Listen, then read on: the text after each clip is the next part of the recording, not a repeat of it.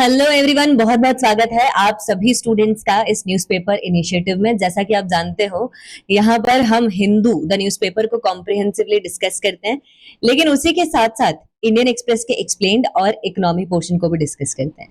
So my name is Venus Avtani. स्वागत है आप सभी स्टूडेंट्स का।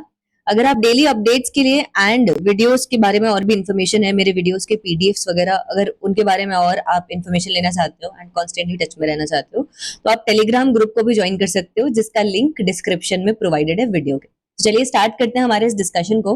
और सबसे पहले, जैसे कल न्यूज़पेपर में क्या हुआ, यूएस और इंडिया के बारे में न्यूज आई, तो आज भी यूएस और इंडिया के बारे में सबसे पहली न्यूज आई है, बेसिकली रशियन ऑयल के सैंक्शंस पर। अब यूएस कॉन्स्टेंटली, देखिए कल हमने डिस्कस क्या किया था इस पर, इंडिया यूएस के रिलेशंस कैसे पॉजिटिव साइड पर हैं, क्या पॉजिटिव डिमेंशंस हैं, क्या नेगेटिव डिमेंशंस हैं, इसके बारे में हमने मोस्टली मोटा मोटा डिस्कस किया था।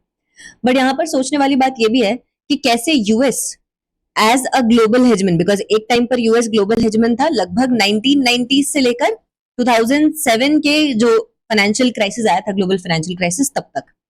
तो यहाँ पर हम यूएस को इस टाइम पर ग्लोबल हेजमन बोल सकते हैं, बिकॉज वर्ल्ड उस टाइम पर यूनिपोलर था, खाली एक ही हेजमन था, एक ही कंट्री राज कर रही थी, सब कुछ यूएस के हिसाब से लगभग चल रहा था इस टाइम पीरियड में, बिकॉज यूएसएसआर कोलैप्स हो गया था। देखिए यहाँ पर ये एक ग्लोबल हेजमन कैसे सैंक्शंस को हमेशा एक वेपन की तरह यूज करता है, and this hegemon tries to use sanctions to ensure that other countries are following the path as desired by USA. तो सैंक्शंस रिजीम को कैसे इंटरनेशनल स्फीयर में यूज किया जाता है, वर्ल्ड ऑर्डर को कैसे मॉडिफाई किया जाता है, मॉड्यूलेट किया जाता है, कैसे डोमिनेंट कंट्री मेगालोमेनिया के उसमें आकर, मतलब एक तरीके से कुछ भी रैंडम स्टेप्स ले रही होती है, और specially that country if it feels insecure at some point of time. जैसे आज यूएस आप देख रहे हो चाइना के कॉन्टेक्स्ट में इनसिक्योर फील हो रहा है, तो दैट्स व्हाई आप ये मेगालोमेनिया या फिर ये सैंक्शंस को रैंडमली यूज करना, ये हम ज्यादा देख रहे हैं। हालांकि यूएस के लिए ज्यादा बेनिफिशियल क्या रहेगा, यूएस के जो रियलिस्ट स्कॉलर्स हैं वो खुद ये बोल रहे हैं कि यूएस को यहाँ पर रशिया के साथ एक क्वासी अलायंस, या फिर कम से कम क्वासी अलायंस नहीं तो रशिया के साथ एक एंगेजमेंट करना चाहिए, so that US doesn't lose focus of its prime adversary in the 21st century which is China. But उसका उल्टा ही हो रहा है सॉर्ट ऑफ, बिकॉज यूएस के bureaucratic military industrial complex regime में Russia is described as a villain, क्योंकि Russia से लड़ने के लिए फिर बहुत सारा मिलिट्री यूएस का कॉम्प्लेक्स जो है उसको फंडिंग दी जाती है, वेपन्स वगैरह बनते हैं, पूरी gun industry, weapons industry run होती है, तो वो इंडस्ट्री भी रशिया से अच्छे रिलेशंस के खिलाफ रही है। That's why Donald Trump despite in his first term, क्योंकि फर्स्ट अटेम्प्ट के टाइम पर, इनका जो फर्स्ट टर्म था उसके पहले जो इलेक्शंस हुए थे जिसमें डोनाल्ड ट्रम्प ने हिलरी क्लिंटन को हराया था, उन इलेक्शंस में भी फेसबुक कैम्ब्रिज एनालिटिका स्कैंडल निकल के आया था, जिसमें रशिया का नाम आ रहा था कि रशिया ने ये स्कैंडल करवाया, लोगों का डेटा वेटा यहाँ पर कलेक्ट किया, उस हिसाब से लोगों को रिकमेंडेशंस भेजे in favour of Trump, so that Trump wins. And then Trump ने आकर पुतिन फ्रेंडली पॉलिसीज थोड़ी सी अप्लाई करी, but despite all of that आप देख रहे हो कि अब ये पूरा स्ट्रक्चर कोलैप्स होता हुआ दिख रहा है, और हम डेमोक्रेट्स की तरह, मतलब ओवरऑल हम रिपब्लिकन्स में भी देख रहे हैं कि अब वो जो कॉन्शियसनेस है कि China is the prime adversary, China से काउंटर करो, उसके बजाय रशियंस के भी खिलाफ जा रहे हैं, and they are almost accepted कि रशिया और चाइना एक क्वाजी अलायंस में यहाँ पर हो चुके हैं। तो वर्ल्ड ऑर्डर के बारे में थोड़ा बहुत जनरल अवेयरनेस के बारे में हमने डिस्कस किया था। आगे चलते हैं हम हमारे नेक्स्ट आर्टिकल्स की तरफ। तो आप देख रहे हो यहाँ पर स्पेशल इंटेंसिव रिवीजन बिहार का to cover more than 10 states in first. Basically हुआ है कि बिहार में इलेक्शन से पहले स्पेशल इंटेंसिव रिवीजन वहां पर किया गया। स्पेशल इंटेंसिव रिवीजन में यहाँ पर पूरा, यहाँ पर जो वोटर लिस्ट है उसको क्लीन किया जाता है। जो भी आपके ऐसे वोटर्स हैं जो कि उस स्टेट में अब डोमिसाइल नहीं रहते नहीं है, तो उनको बाहर किया जाता है वोटर लिस्ट से। जो भी है स्टेट में डोमिसाइल रखता है उसको बेसिकली यहाँ पर प्रूव करना होगा कि हाँ वो डोमिसाइल रखता है, उसके लिए कुछ डॉक्यूमेंट्स चाहिए।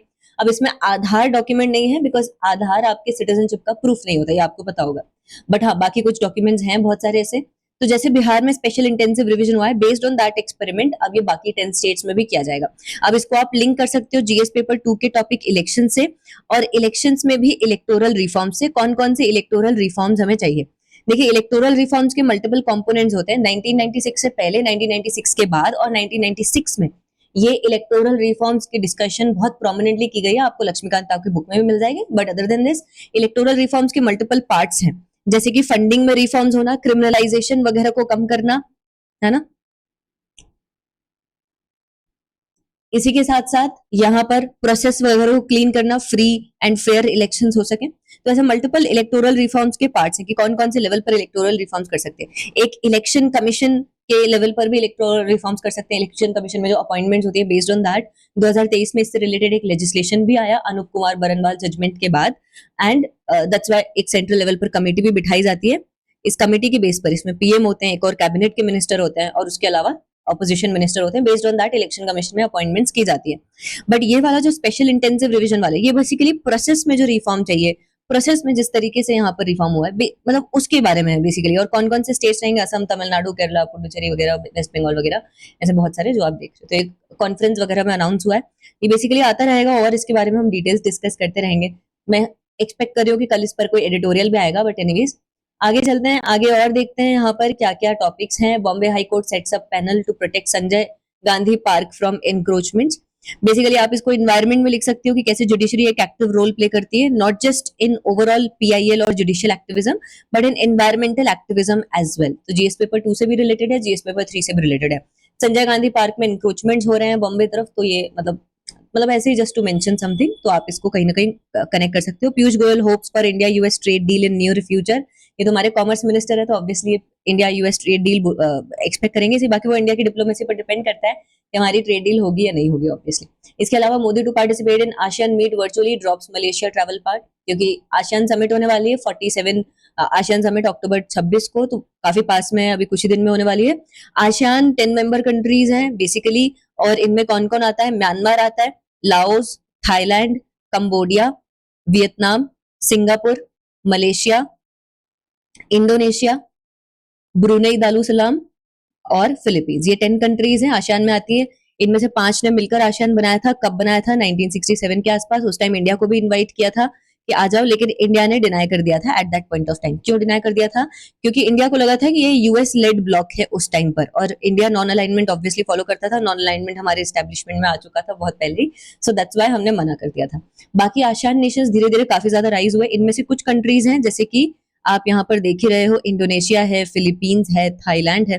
They had grown very fast, और इनकी ग्रोथ को देखते हुए 1990s में इंडिया की फॉरेन पॉलिसी में क्राइसिस को देखते हुए, क्योंकि 1990s में यूएसएसआर गिर गया, इंडिया को फ्रेंड्स की जरूरत थी उस टाइम पर, क्योंकि यूएसएसआर गिरकर रशिया बन गया टूटकर। And other than this India was searching for new friends, और उस टाइम इंडिया देख पा रहा था आसियान कितनी जल्दी ग्रो हुआ है और रीजनल इंटीग्रेशन आसियान से कितना ज्यादा बेहतर हुआ है। दैट्स व्हाई इंडिया ने आसियान को अप्रोच किया। तो उस टाइम पर इंडिया इनका सेक्टोरल डायलॉग पार्टनर बना, जैसे पाकिस्तान है फुल डायलॉग पार्टनर बना। फिर धीरे धीरे आसियान डिफेंस एडीडीएम जो मैकेनिज्म है डिफेंस डायलॉग का, उसमें भी इंगेज हुआ, और फिर आसियान का धीरे धीरे स्ट्रेटेजिक पार्टनरशिप भी इंडिया ने यहाँ पर अचीव की। और आज तो आप देख ही रहे हो यहाँ पर ASEAN India comprehensive strategic partnership, मतलब तो ये हम यहाँ पर इसको और डीपन करने की बात कर रहे हैं बेसिकली। और आसियान के कंटेक्स्ट में 2 पॉलिसीज है हमारे इंडिया की, look east policy and act east policy. ये समिट इसलिए भी इंपॉर्टेंट है क्योंकि अभी इस टाइम पीरियड में वर्ल्ड में जैसे यूएस 50% हमारे ऊपर पेनेटिव टैरिफ्स लगा चुका है, इसके साथ साथ आप देखोगे कि हमें ज्यादा से ज्यादा पार्टनर्स की जरूरत है साउथ चाइना सी में, बिकॉज चाइना और पाकिस्तान का एंगल डीपन होता जा रहा है, और साउथ एशिया में कहीं ना कहीं वी आर बीइंग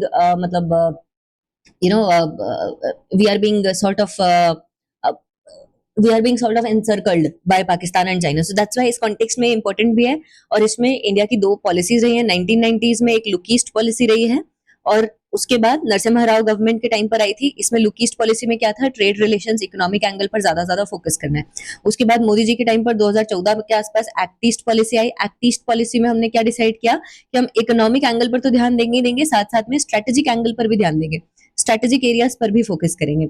और इसके बाद से आप देखते हो आसियान कंट्रीज के साथ हमारे अच्छे रिलेशंस भी हैं। पॉजिटिव्स में आप देख लो, ट्रेड वगैरह काफी अच्छा है आसियान एज अ ब्लॉक के साथ। ओवरऑल हमारा ट्रेड वगैरह के साथ साथ डिफेंस पार्टनरशिप भी अच्छी है, जैसे मलेशिया के साथ एक्सरसाइज हरिमाऊ शक्ति है, इंडोनेशिया के साथ एक्सरसाइजेस हैं, फिलीपींस के साथ एक्सरसाइज है, फिलीपींस को ब्रह्मोस बेचने की भी बात की थी। तो डिफेंस में अच्छी रिलेशंस, अच्छे पार्टनरशिप्स हैं, बिकॉज साउथ चाइना सी के पास है। वियतनाम से हमने फूकान ऑयल बेसिन में ऑयल एक्सप्लोर करने की बात कही थी। डायस्पोरा के रिलेशंस है, इंडिया का डायस्पोरा आसियान कंट्रीज में भी हमें देखने को मिलता है।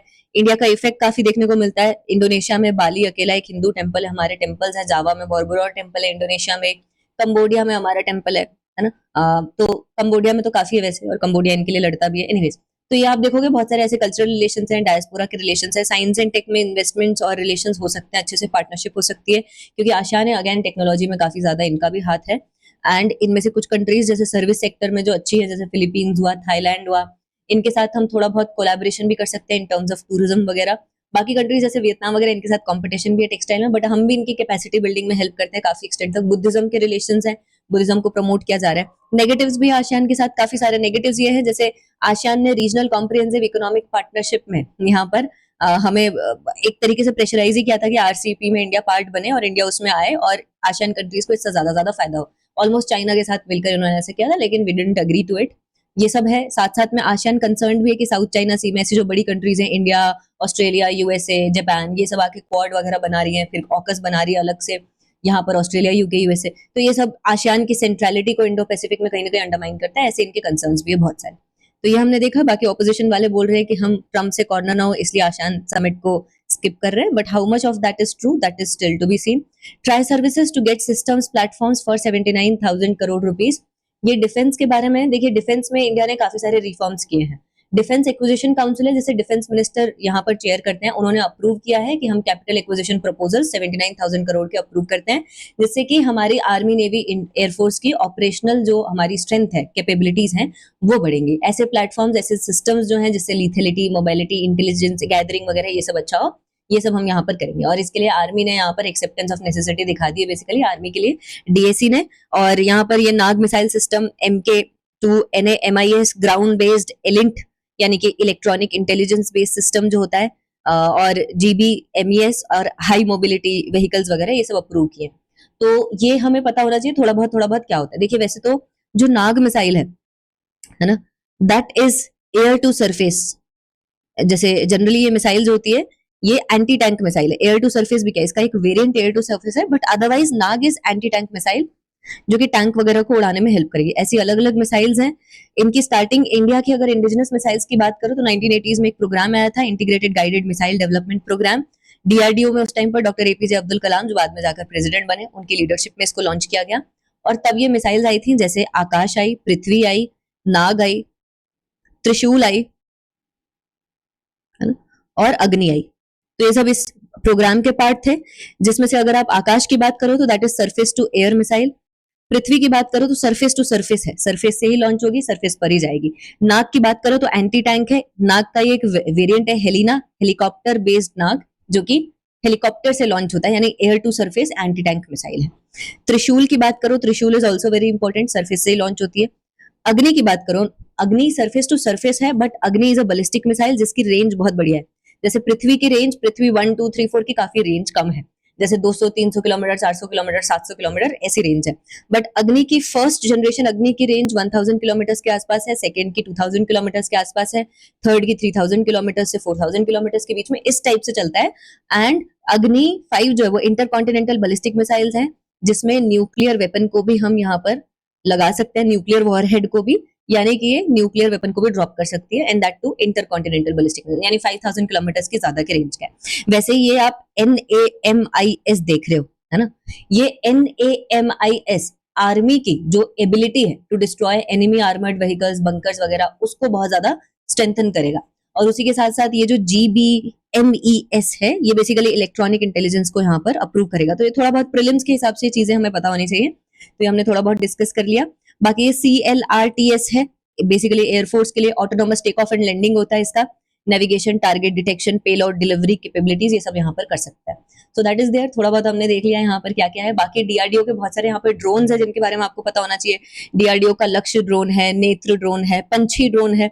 जैसे पंछी क्या करता है, ऑटोमेटिक टेक ऑफ लैंडिंग कर देता है अपने हिसाब से, और रिकॉनेसेंस वगैरह, यानी इंटेलिजेंस जनरेट करने में ऑटोमेटिक हमारे यहाँ से टेक ऑफ लैंडिंग कर देगा, मतलब टेक ऑफ या लैंडिंग कर देगा, उसके बाद एनिमी की टेरिटरी में जाएगा, जैसे Pakistan occupied Kashmir, intelligence gather करके वापस आ जाएगा। नेत्र यहाँ पर ऐसे ही हमें अलर्टनेस प्रोवाइड करेगा, ओवरऑल एयर लॉन्च सब कुछ। लक्ष्य बहुत बढ़िया यहाँ पर डीआरडीओ का ड्रोन है, ऐसे बहुत सारे बतेरे हमारे पास ड्रोन्स भी हैं। बट हाँ, अभी के टाइम पर आप देखो ऐसे प्लेटफॉर्म्स की तरफ हम फोकस कर रहे हैं। इसको आप जीएस पेपर 3 में, इंटरनल सिक्योरिटी में, डिफेंस में आत्मनिर्भरता के कॉन्टेक्स्ट में लिख सकते हो, और कैसे डिफेंस में हम कैपिटल एक्सपेंडिचर को ज्यादा बढ़ा रहे हैं। बिकॉज एक टाइम पर ऐसा था कि हम कैपिटल एक्सपेंडिचर पर ध्यान नहीं देते थे, रेवेन्यू एक्सपेंडिचर पर ध्यान देते थे, तो ये उससे पूरा यहाँ पर रिलेटेड है। इसके साथ साथ DCGI brings in stricter norms for tracking supply chain of high risk solvents. ये बेसिकली जब वो कफ सिरप वाला जो इशू हुआ था जिसकी वजह से मध्य प्रदेश के 24 से ज्यादा बच्चों की डेथ हुई थी, उस कॉन्टेक्स्ट में है। क्योंकि उसमें भी आप देखोगे डाइथाइलिन ग्लाइकॉल की मात्रा मिली थी 46% के आसपास कफ सिरप के अंदर, जो कि तमिलनाडु से सोर्स हुआ था। अरेस्ट वगैरह तो हो गए थे। अब drugs controller general of India ने क्या किया है, एक ऑनलाइन मॉनिटरिंग प्लेटफॉर्म बनाया, online national drugs licensing system, जिससे कि पूरी supply chain in high risk solvent के यहाँ पर मॉनिटर की जाएगी, है ना, जिससे कि दोबारा ऐसा कोई इंसिडेंट ना हो पाए। तो ये कहाँ कहाँ पर लिखना है, जीएस पेपर 2 हेल्थ में हिसाब से इंपॉर्टेंट हो जाता है। हेल्थ के अलावा यहाँ पर ये ई गवर्नेंस में भी इंपॉर्टेंट हो जाता है ना। ई गवर्नेंस में कैसे, ई गवर्नेंस की हेल्प से हम ओवरऑल गवर्नेंस में रिव्यू अच्छा करने की कुछ कोशिश कर रहे हैं इंडिया में, एंड पॉजिटिव रिजल्ट्स आ रहे हैं। ऐसे बहुत सारे ई गवर्नेंस के आपके साल भर के एग्जांपल्स हो जाएंगे। अगर कोई क्वेश्चन फंसता है तो बहुत बढ़िया। India Bhutan review security cooperation border management, ये आईआर में जीएस पेपर 2 में इंपॉर्टेंट है। इंडिया भूटान पुराने प्लेयर्स हैं। भूटान 1947 के आसपास जब इंडिया आजाद हुआ, उसके जस्ट बाद चाइना आजाद हुआ, तो भूटान भी ऑब्वियसली, क्योंकि भूटान भी ब्रिटिशर्स के अंदर था, तो भूटान भी आजाद होना था। जब जैसे इंडिया से ब्रिटिश गए तो ब्रिटिश भूटान से भी गए। अब उस टाइम पर भूटान के नॉर्दर्न विलेजेस में चाइना अचानक से आके हरकत करने लग गया, इसलिए भूटान के मोनार्की को उसी टाइम समझ में आ गया कि हमें इंडिया से बात करनी चाहिए, ना कि चाइना से, और इंडिया से अच्छा रिलेशन रखना चाहिए। तो इन्होंने तब से इंडिया से नेगोशिएशन स्टार्ट कर दिए, हमने भी स्टार्ट कर दिए। इनिशियली हमारे जवाहरलाल नेहरू ने भूटान को प्रेशराइज करने की कोशिश की, लेकिन बाद में क्या हुआ, बाद में मामला ठीक हो गया और यहाँ पर treaty of peace, friendship and cooperation हमने भूटान से साइन कर दी। बिल्कुल वैसे ये ट्रीटीज है जैसे कि हमारी बाकी ट्रीटीज हैं, treaty of peace and friendship जैसे कि नेपाल के साथ है, वैसे ही भूटान के साथ है। अब दोनों में आप देखोगे भूटान के साथ भी यही क्लॉज था कि अगर भूटान की सिक्योरिटी वगैरह थ्रेटन होती है तो हम इनकी हेल्प के लिए आएंगे, हम इनकी एड के लिए आएंगे, और भूटान अगर किसी और कंट्री से बात कर रहा है या फिर वेपन्स वगैरह खरीद रहा है तो इन्हें हमें इन्फॉर्म भी करना पड़ेगा। लेकिन क्योंकि भूटान को हमारे ऊपर ट्रस्ट था तो भूटान के साथ हमारे रिलेशंस काफी पॉजिटिव रहे।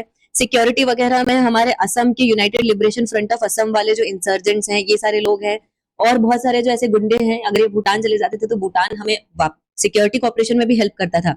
और इनकी IMTRAT, इनकी जो रॉयल मिलिट्री है जिसको इंडिया ट्रेन करता है, वो यहाँ पर इनके लिए, इनको भगाने के लिए इन्होंने ऑपरेशन ऑल क्लियर भी किया था। यानी इंडिया के साथ सिक्योरिटी कॉपरेशन भी अच्छा रखा है इन्होंने।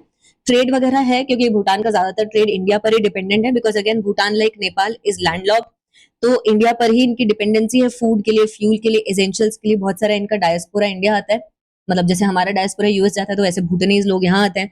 भूटान के साथ जो ट्रीटी है उसमें भी अगेन हम देखेंगे कि इसके थ्रू हाइड्रो पावर कॉपरेशन भी अच्छा हो रखा है भूटान के साथ हमारा, जैसे ताला, नाला, चूखा, ये सारे प्रोजेक्ट्स हैं, हाइड्रो पावर प्रोजेक्ट्स जो अच्छे से हम चला रहे हैं, और भूटान में इसलिए इंडियन इन्वेस्टमेंट्स भी काफी अच्छे हैं। बट प्रॉब्लम यह है कि भूटान को भी अब ट्रीटी में रिवीजन चाहिए था, तो 2007 में हमने ट्रीटी में भी रिवाइज कर दिया था इनके साथ, जो treaty of peace and friendship थी, और इनको थोड़ा सा ऑटोनॉमी प्रोवाइड कर दी थी। लेकिन हाँ, ये जरूर हमने बोला था कि सिक्योरिटी में अभी भी इंडिया तुम्हें गाइड करेगा।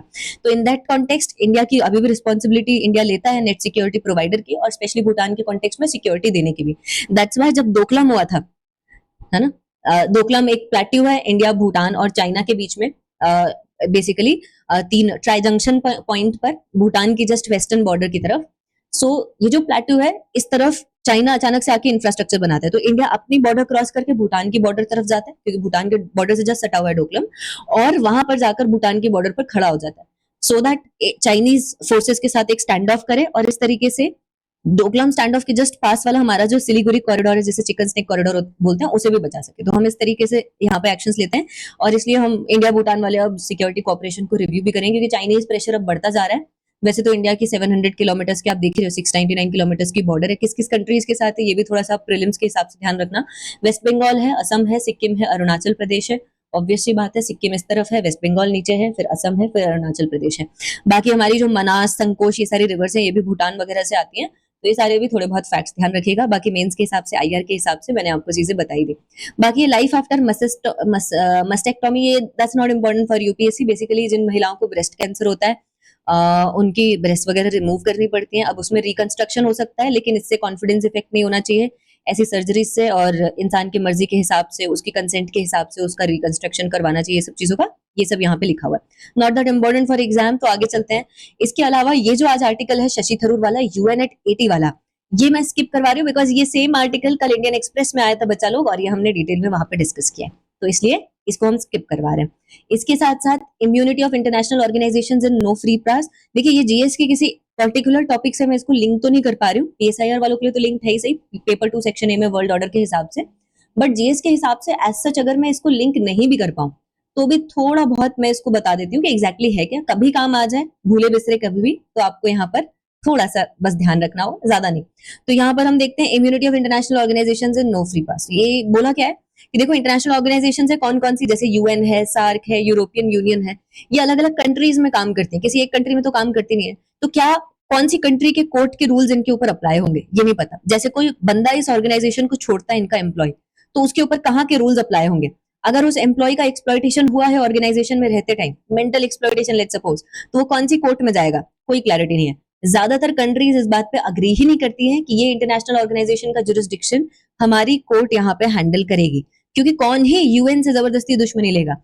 इन इन ऑर्गेनाइजेशंस की खुद की जो ट्रिब्यूनल है, जैसे यूनाइटेड नेशंस की एडमिनिस्ट्रेटिव ट्रिब्यूनल है, ये भी इतनी ज्यादा इफेक्टिव नहीं है। चलो यूनाइटेड नेशंस की तो एडमिनिस्ट्रेटिव ट्रिब्यूनल है भी, बाकी कंट्रीज की एडमिनिस्ट्रेटिव ट्रिब्यूनल्स ही नहीं है। तो ऐसे कॉन्टेक्स्ट में हमें क्या करना चाहिए, इसमें कुछ जजमेंट्स दे रखे हैं, जैसे ये प्रीलिम्स के हिसाब से ऐसे कभी नेशनल इंटरनेशनल उसमें जनरल अवेयरनेस में आ जाए तो, जैसे इटालियन सुप्रीम कोर्ट ने Drago versus International Plant Genetic Resources Institute में कहा कि ऑल्टरनेट रेमेडी ऑर्गेनाइजेशंस के एम्प्लॉइज के पास स्पेशली लेबर वगैरह के केसेस में अवेलेबल होनी चाहिए, क्योंकि इन ऑर्गेनाइजेशन में भी बहुत सारा लेबर, बहुत सारा ह्यूमन रिसोर्स काम करता है, जिनको कोई रेमेडी नहीं मिलती क्योंकि वो इंटरनेशनल ऑर्गेनाइजेशन में काम करते हैं, और ये रेमेडी इम्पार्शियल होनी चाहिए। ऐसे ही एक बेल्जियन कोर्ट का केस है सीडलर वर्सेस वेस्टर्न यूनियन। इन्होंने इंटरनेशनल ऑर्गेनाइजेशन की इम्यूनिटी की भरी बुराई की थी कि ऐसा क्यों हो रहा है कि इंटरनेशनल ऑर्गेनाइजेशन को इतनी ज्यादा इम्यूनिटी मिल रही है। इसके साथ साथ अफ्रीकन बैंक, यानी अफ्रीकन बैंक ये डेवलपमेंट वाली bank African development versus big boy, ये फ्रेंच कोर्ट है, इन्होंने भी इम्यूनिटी को रिजेक्ट किया था कि भाई साहब इतनी ज्यादा इम्यूनिटी मिलनी नहीं चाहिए ना, अल्टरनेट रेमेडी बनाओ यहाँ पर, और बैंक ने अल्टरनेटिव रेमेडी यहाँ पर बनाने की कोशिश भी की। कोर्ट्स वर्ल्ड वाइड यहाँ पर ये मान रहे हैं कि ऑल्टरनेट रेमेडीज होनी चाहिए और इतना ज्यादा इनको इम्यूनिटी नहीं मिलनी चाहिए, क्योंकि इम्यूनिटी मिलने से आप कंट्रीज की सॉवरेनिटी को इम्पैक्ट नहीं कर रहे हो, ह्यूमन जो रिसोर्स है उसके अंदर उसको भी यहाँ पर आप इम्पैक्ट कर रहे हो। बस इतना सा आप ध्यान रखिए इस पर्टिकुलर टॉपिक में। बाकी एक यहाँ पर फैक्ट्रीज के बारे में है, factories must provide facilities for women employed in hazards jobs. ये जीएस पेपर 3 में लेबर लॉज से रिलेटेड है, क्योंकि लेबर, जब हम इकोनॉमी पढ़ते हैं और हम इंडस्ट्रियलाइजेशन और इंडस्ट्री को पढ़ते हैं तो हम लेबर रिफॉर्म्स को भी पढ़ते हैं। जैसे अभी बहुत सारी स्टेट्स के जो लेबर लॉज हैं इन सबको हम कंपाइल करने की कोशिश कर रहे हैं। 4 लेबर यहाँ पर सेंट्रल के लॉज में, जिसे हम लेबर कोड बोल रहे हैं, इसमें सिर्फ 4 लॉज रहेंगे, और इस लेबर कोड में इंडस्ट्रियल रिलेशंस की बात होगी, कैसे इंडस्ट्रीज के मालिक, एम्प्लॉय, गवर्नमेंट सबके रिलेशंस होंगे ट्राइलैटरली। इसके साथ साथ ऑक्यूपेशनल सेफ्टी की बात कर रहे हैं, ऑक्यूपेशनल सेफ्टी, काम करते हुए हाथ कट गया, पैर कट गया तो कितना मुआवजा मिलेगा, क्या होगा। इसके साथ साथ सोशल सिक्योरिटी की बात कर रहे हैं, पेंशन वगैरह की और बहुत सारी चीजों की, पीएफ वगैरह की, है ना। इसके साथ साथ वेजेस का कोड है। तो ये 4 मिलाकर हमने लेबर कोड बनाया है।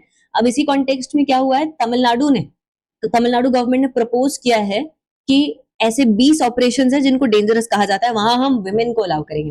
देखिए हमारा है जो ऑक्यूपेशनल सेफ्टी वाला, हैजार्ड्स वाला जो सेंट्रल लेवल पर कोड है, ये भी यही बात बोल रहा है कि हम विमेन को ऐसी डेंजरस इंडस्ट्रीज जहां पे पहले अलाउ नहीं किया था वहां अलाउ करेंगे। अब इसका लॉजिक क्या है, देखो जैसे इंडिया में पहले माइनिंग इंडस्ट्री है, तो पहले पता है क्या होता था, माइनिंग से रिलेटेड जो इंजीनियरिंग की डिग्री है वो वुमेन को नहीं मिलती थी। क्यों? क्योंकि माइनिंग में, माइंस में जाके काम करना विमेन को अलाउड ही नहीं था, क्योंकि ये डेंजरस था, इसलिए प्रोहिबिट कर रखा था। ताकि ब्रिटिशर्स के टाइम से, ब्रिटिशर्स के टाइम से लॉ थे ताकि विमेन को कोई एम्प्लॉय ना कर दे जबरदस्ती, बस महिला मजदूरों को भेज दो, फिर उनका बिकॉज विमेन अगर इफेक्ट होती हैं, उनको सांस लेने की दिक्कत होगी, तो प्रेग्नेंट अगर जब वो होंगी तो आगे वाली जनरेशन को भी वो इम्पैक्ट होगा। एंड वैसे भी माइंस वगैरह पहले बहुत कम ऑक्सीजन वगैरह, बहुत हेजार्डस कंडीशन थी, लेकिन बाद में अलाउ किया गया। जब से अलाउ किया गया तो यहाँ पर विमेन के लिए भी ऐसी अपॉर्चुनिटीज आई है। तो लॉजिक ये है कि विमेन को अलाउ करो, लेकिन प्रॉपर सेफ्टी का ध्यान रखा जाए, इन दैट कॉन्टेक्स्ट अलाउ किया जाए, so that it can be, so that women don't feel exclusion in a way. तो यहाँ पर आप देखोगे 20 ऐसे ऑपरेशन है। तमिलनाडु ने बोला है कि अब हम लॉ को अमेंड करेंगे और विमेन को यहाँ पर अलाउ करेंगे। तमिलनाडु फैक्ट्रीज रूल्स जो है 1950 में, उसके अंदर यहाँ पर हम अलग अलग विमेन को ऐसे अलग अलग ऑक्यूपेशंस में जो भी डेंजरस समझे जाते हैं उनको अलाउ करेंगे, और यहाँ तक कि नाइट शिफ्ट में भी अलाउ करेंगे। हालांकि उनकी ऑक्यूपेशनल सेफ्टी के लिए प्रॉपर यहाँ पर सेफगार्ड्स लेंगे। तो ये कहा जा रहा है। वैसे तो जनरली आप देखो स्टेट्स में, बहुत सारे ऐसे स्टेट्स हैं जहाँ पर बहुत वीक लॉज हैं and women are particularly vulnerable.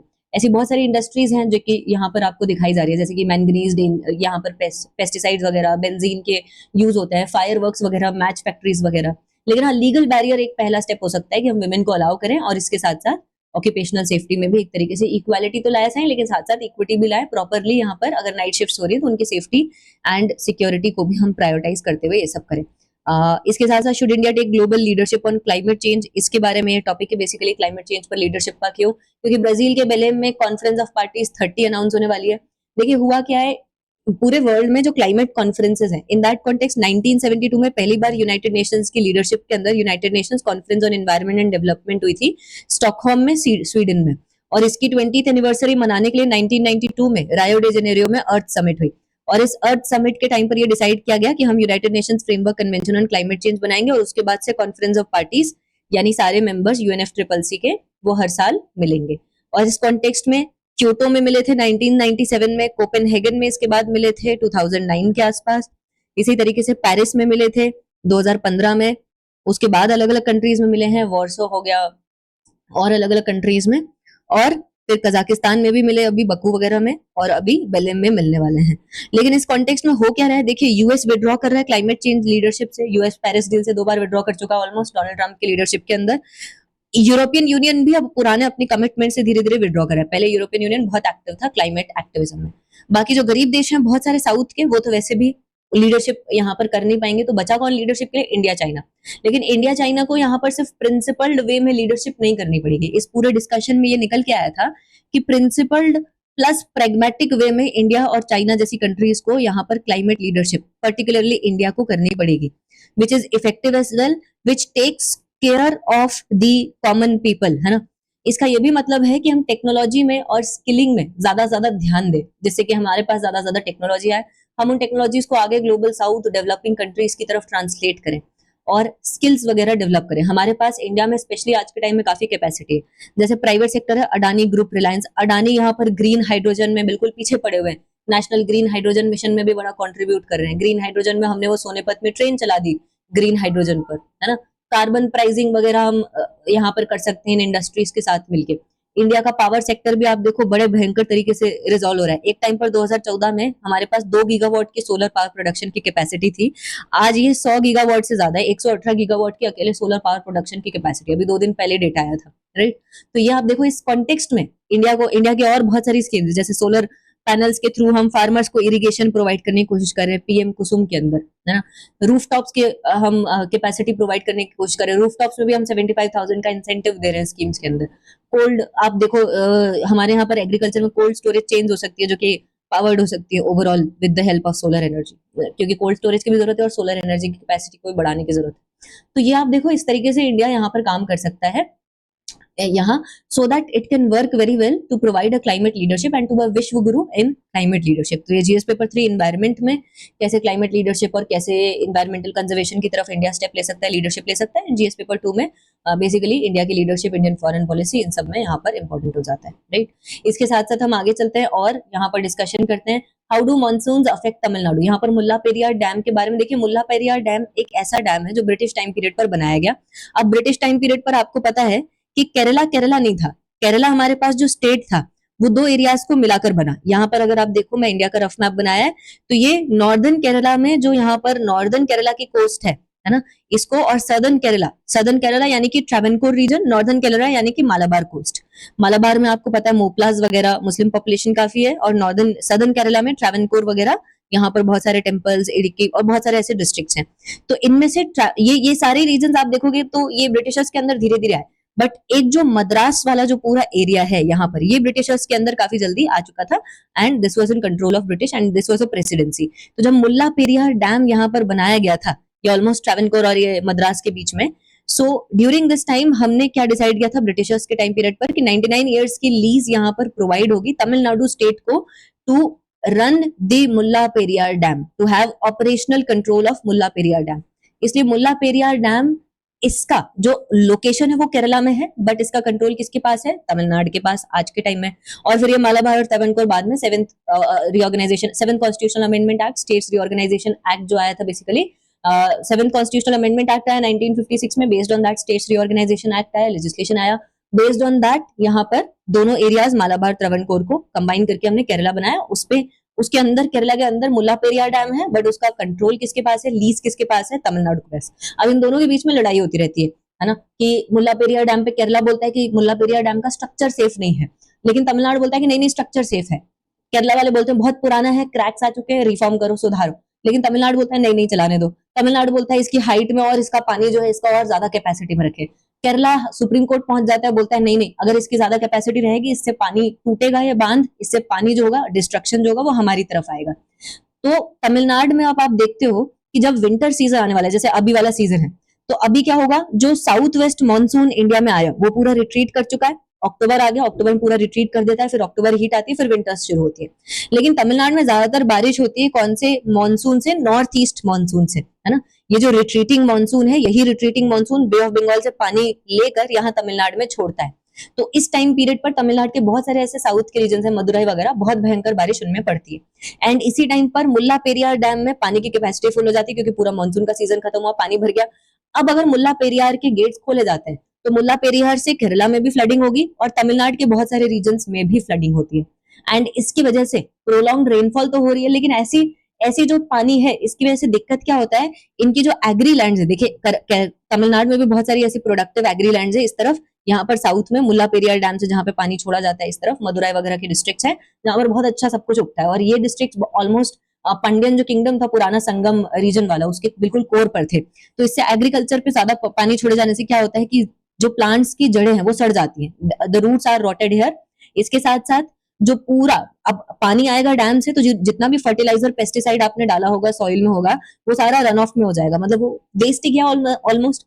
ज्यादा पानी आएगा तो इससे क्रॉप्स भी सड़ जाती है बहुत सारी, है ना, क्योंकि एक ऑप्टिमम लेवल ऑफ वाटर चाहिए, ज्यादा वाटर चाहिए ही नहीं क्रॉप्स को। तो ऐसे बहुत सारी प्रॉब्लम, सॉइल इरोजन हो रहा है, सॉइल इरोजन से उल्टा सॉइल प्रोडक्टिविटी इंपैक्ट हो रही है। अब ऐसे पानी में एरियाज भरे हुए हैं तो उसकी वजह से डिजीजेस भी आएंगे, मस्कीटोज आएंगे, right. Breeding ground of mosquitoes होगा। देखो डिजीजेस के नाम भी दे रखे हैं, scrub typhus, leptospirosis, Japanese encephalitis, ये सब होगा। सो दैट्स वाई हमें एक्सेस वाटर जो है इसको स्टोर करके नहीं रखना चाहिए, या फिर इसकी प्रॉपर प्लानिंग करनी चाहिए। और तमिलनाडु और दूसरे स्टेट्स जो है जैसे केरला है, इनको यहाँ पर ये रिकंसिडर करना चाहिए that excess is good notion vis a vis rainfall, है ना, कि रेनफॉल हुई है एक्सेस में, ठीक है, लेकिन ज्यादा स्टोर करके मत रखो, है ना। पोटेंशियल रिसोर्स नहीं होगा, उससे सिर्फ फ्लड रिस्क होता है। तो प्रॉपर प्लानिंग, प्रॉपर दोनों स्टेट्स को कोऑपरेट करके चलना चाहिए यहाँ पर। तो ये GS paper 3 disaster management floods वगैरह से भी रिलेटेड है, जीएस पेपर 2 में कोऑपरेटिव फेडरलिज्म से भी रिलेटेड है। दोनों स्टेट्स यहाँ पर आपस में कोऑपरेट नहीं कर पा रहे हैं, मे बी उस वजह से भी ये प्रॉब्लम्स आ रही हैं।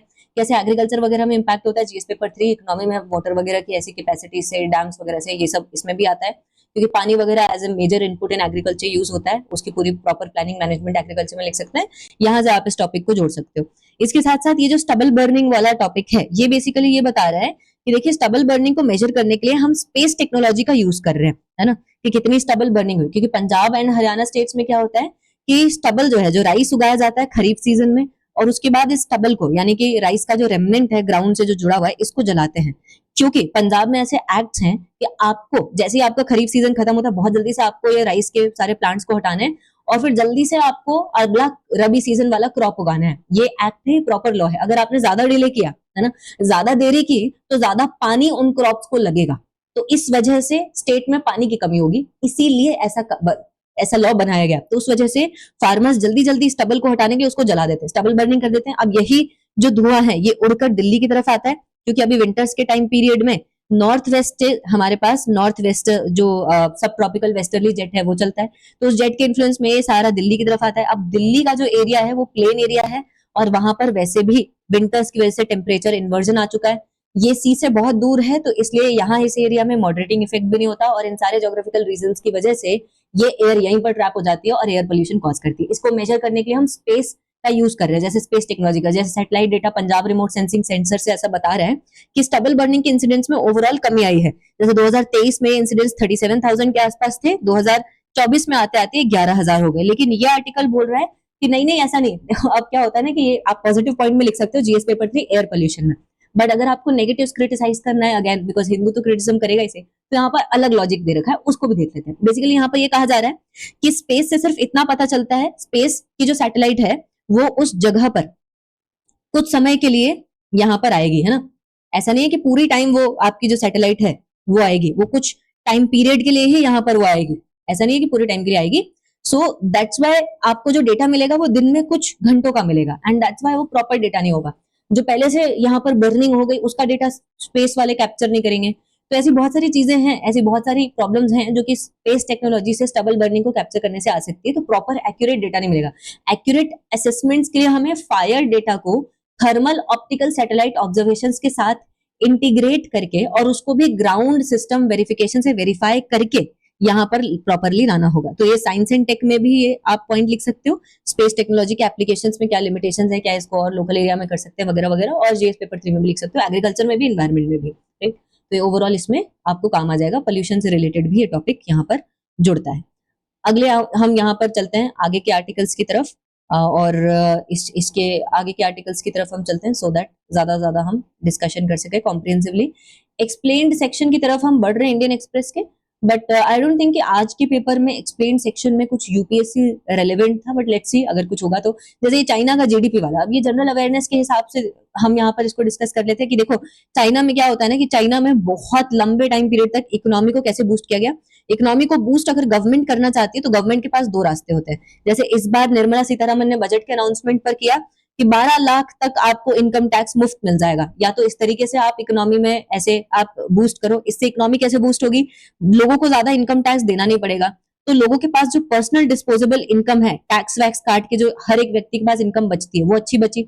अब इस पर्सनल डिस्पोजेबल इनकम से व्यक्ति क्या करेगा, चीजें खरीदेगा, पान गुटखा तंबाकू, इसके अलावा भी बच्चों के खिलौने किताबें सब कुछ खरीदेगा, कोल्ड ड्रिंक्स पिज्जा, और इससे इकोनॉमी में बूस्ट मिलेगा क्योंकि डिमांड बढ़ेगी तो इंडस्ट्रियलिस्ट को लगेगा कि मैं कैपेसिटी एक्सपैंड करूं, और फिर ये इंडस्ट्रियलिस्ट कैपेसिटी एक्सपैंड करने के लिए ज्यादा लोगों को एम्प्लॉयमेंट देगा, जिससे लोगों को एम्प्लॉयमेंट भी मिलेगा। फिर एम्प्लॉयमेंट की वजह से लोगों की सैलरी और बढ़ेगी, लोगों की सैलरी और बढ़ी तो पर्सनल डिस्पोजेबल इनकम भी और बढ़ी टैक्स काट के, और फिर डिमांड बढ़ेगी तो आपके पास यहाँ पर फिर कैपेसिटी बढ़ेगी, और एक ऐसे ही वर्चुअस साइकिल डेवलप होता जाएगा। इसके अलावा एक और तरीका है इकोनॉमी को रेस करने का, जो कि चाइना ने over a period of decades अपनाया। चाइनीज गवर्नमेंट ने किया क्या, इन्होंने यहाँ पर जितना भी सरप्लस था, चाइना के लोग भी बहुत ज्यादा सेविंग में विश्वास करते हैं, जैसे इंडिया के लोग बहुत कंजूस हुआ करते थे हमेशा से, अब तो नहीं है, इंडिया ऐसे ही चाइना के लोग भी थे। ये सेविंग जाती थी बैंक में, ये जो एक्स्ट्रा सरप्लस मनी है ये यूज किया जाता था इंफ्रास्ट्रक्चर क्रिएशन में, है ना, जैसे कि इंडस्ट्रीज के लिए इंफ्रास्ट्रक्चर, जैसे रोड बनाना, रेलवेज बनाना, ये सब होना। तो एक टाइम पर तो इस इंफ्रास्ट्रक्चर क्रिएशन ने हमारी बहुत मदद की चाइनीज लोगों की, है ना, क्योंकि इससे मैन्युफैक्चरिंग सस्ती हो गई। अरे आप लॉजिस्टिक्स इतना अच्छा बना दोगे, पावर दे दोगे, ये कर दोगे, वो कर दोगे, इंडस्ट्रीज को ऐसा कर दोगे, वैसा कर दोगे, कैपेसिटी, रियल एस्टेट वगैरह में बहुत डेवलपमेंट हुआ, तो उससे भी लोगों को नौकरियां मिली। तो इन सारी कैपेसिटी जनरेशन से फायदा तो होगा ही सही भाई साहब, इकोनॉमी में एक्सपोर्ट्स अच्छे हुए, और यूएस के लोगों ने दबा के चाइनीज प्रोडक्ट्स खरीदे, इंडिया के लोगों ने भी दबा के चाइनीज प्रोडक्ट्स खरीदे। बट एक पॉइंट के बाद यहाँ पर इंफ्रास्ट्रक्चर क्रिएशन में होने लग गई ओवर कैपेसिटी, और उसी टाइम पर वर्ल्ड में सिचुएशन चेंज हो गई। कैसे चेंज हो गई, यूएस ने टैरिफ लगा दिए, इंडिया को अक्ल आ गई कि चाइना हमसे ही यहाँ पर हमें चीजें बेच रहा है, ऊपर से हमारे साथ ही बॉर्डर स्टैंड ऑफ कर रहा है, हमें ब्लैकमेल कर रहा है, हमें घेर रहा है।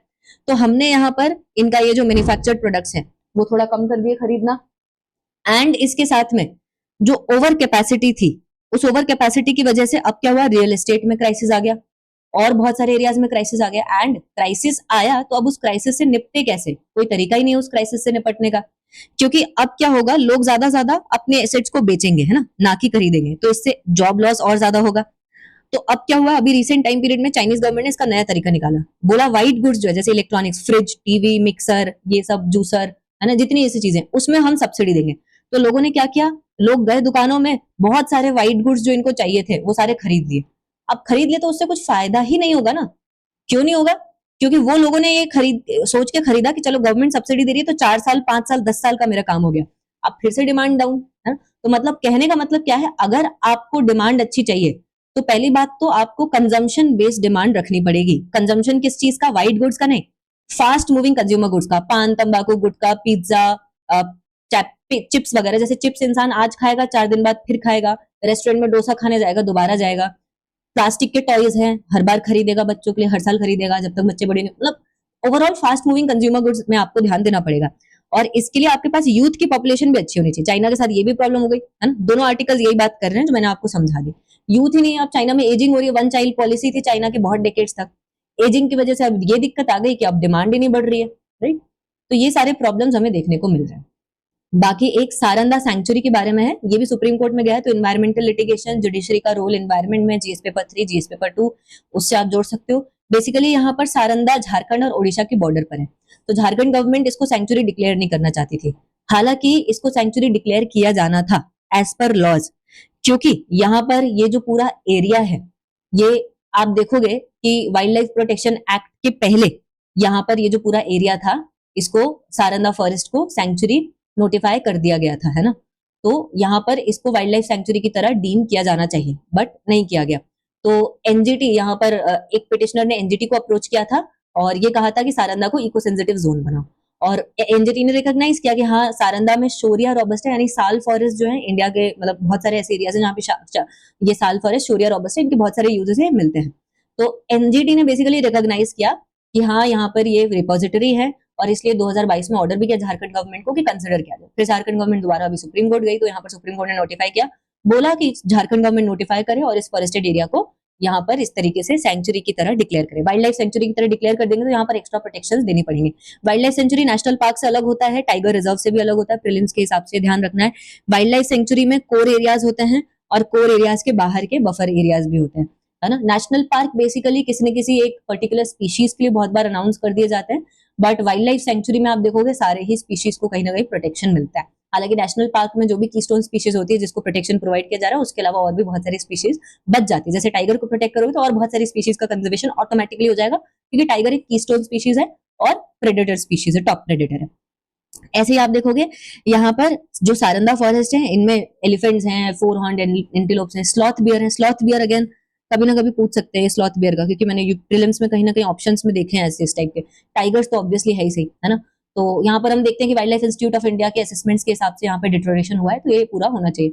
इसके साथ साथ यहाँ पर ट्राइबल राइट्स का भी क्वेश्चन है, ठीक है, क्योंकि झारखंड गवर्नमेंट ने ट्राइबल राइट्स को जुडिशरी के सामने रखा कि ट्राइबल राइट्स यहाँ पर इफेक्ट होंगे, ऐसा होगा, क्योंकि Saranda region basically 5th schedule of Indian constitution में आता है। 5th शेड्यूल में आपको पता है 5th शेड्यूल के अंदर ऐसे 10 स्टेट्स है लगभग इंडिया में, 10 to 11, जिनके बहुत सारे एरियाज 5th शेड्यूल के अंदर आते हैं। ये वो एरियाज है जहाँ पे शेड्यूल ट्राइब्स प्रायोरिटी में रहते हैं, नॉर्थ ईस्ट के नहीं, मेन लैंड ट्राइब्स जो होते हैं। तो ये वाला जो यहाँ पर जो 5th शेड्यूल के एरियाज होते हैं, यहाँ पर जो ट्राइब्स एडवाइजरी काउंसिल है वो बनाए जाते हैं, और ट्राइब्स एडवाइजरी काउंसिल उस स्टेट के गवर्नर को एडवाइज करते हैं कि कैसे इन एरियाज में यहाँ पर गवर्नेंस होना चाहिए। तो बेसिकली ये आर्ग्यू किया गया, और इस कॉन्टेक्स्ट में इन्वायरमेंट वर्सेस लोकल जो पीपल हैं उनके राइट्स के बारे में भी हम डिस्कस कर सकते हैं। इसके साथ साथ क्रूड ऑयल का जो इंपोर्ट है वो क्रीप हो रहा है, क्योंकि डिमांड बढ़ रही है, ऑब्वियस सी बात है। इसके बारे में कल हमने पूरा एक आर्टिकल भी डिस्कस किया था कि कैसे क्रूड ऑयल की डिमांड बढ़ेगी, तो थोड़ा बहुत, क्योंकि अब डिमांड हम बढ़ा भी सकते हैं क्योंकि इन्फ्लेशन थोड़ा सा कम है क्रूड ऑयल, बट आगे फ्यूचर में रिस्क भी है। गोल्ड का स्लिप आया है जो कि होना ही था, क्योंकि गोल्ड का रेट बहुत ज्यादा बढ़ गया था। अब देखो गोल्ड का रेट इसलिए भी बढ़ा क्योंकि 2020-21 में कोरोना से सफर करे थे, 2022 में यूक्रेन वॉर से, 2023 में इजराइल हमास का इशू हुआ, अब 2024 में इजराइल ईरान का भी इशू हुआ।